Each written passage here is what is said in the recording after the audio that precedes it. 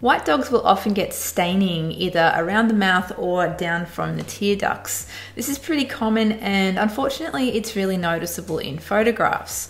While you might not want to remove it completely, it's sometimes a good idea to just tone it back a little bit so it's not so noticeable. If you've ever struggled to do that successfully, this is what this video is going to be all about. I'm going to show you a super quick and easy technique to help you reduce staining in Photoshop.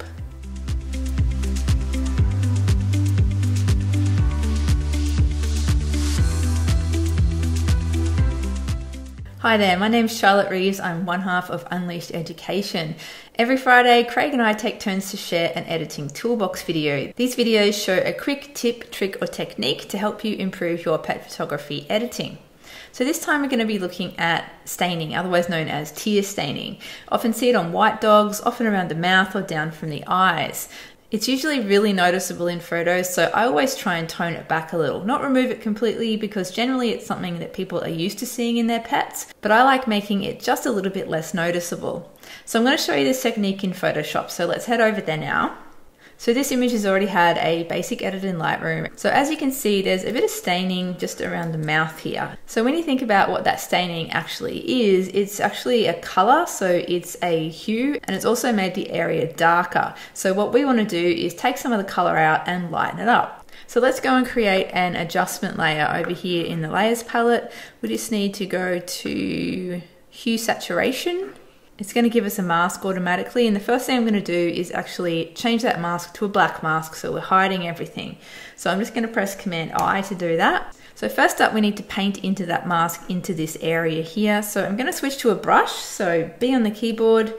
This is a pretty good size for the brush. It's at 100% opacity and it's 0% hardness, so it's a nice soft brush.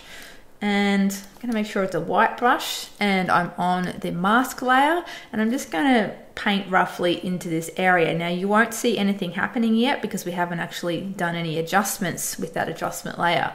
So I've painted in there. You'll see a little white spot on that mask. That's this area here. So whatever adjustments we make to this are going to show through just in that area there.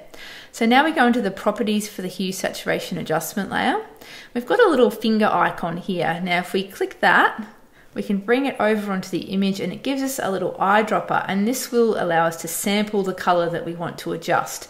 So I'm going to maybe zoom in one more. I'm going to just click on an area of this reddish sort of color. I'm going to click and I'm going to drag to the left. Now if you'll notice over on the properties palette, you'll see that it's grabbed the reds channel, and as I pull that to the left, it's actually taking the saturation out of the reds. Now that kind of does an okay job, but you'll see that the darkness remained. So even though we're taking the color out, it still looks a little bit dark. So I'm going to let that go about here. Now that I've actually got the right color, that's why we used a little eyedropper there. We can put that back, we don't need that anymore. And now we can just directly manipulate these sliders here in the red channel. So the other thing I mentioned was the lightness and darkness. Staining in the fur actually makes the fur darker, so let's just lighten that up as well. So as we lighten that up, you'll see that that also sort of helps to leach that red color out there.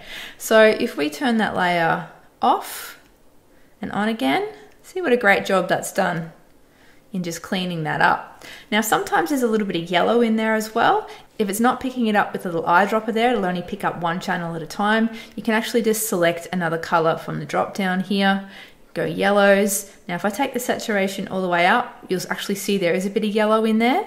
So we can take the saturation down and maybe take the lightness of the yellows up as well. And that will also help to clean that area up. So I think that staining has been pretty well dealt with there. If we zoom out and then just turn that layer on and off, you'll see that it's really just leached that red color out of there. It hasn't really changed anything on a pixel level, so you'll still see a few little darker bits of fur, but I think that looks pretty natural, and it's kind of what the owner is used to seeing when they look at their dog anyway. I think all it's done is just help to remove some of that reddish staining. So that's it, nice quick one for you guys today. I hope that's been helpful for you. If you have any questions, just post them in the comments. Otherwise, I shall see you for our next editing toolbox video soon. Bye.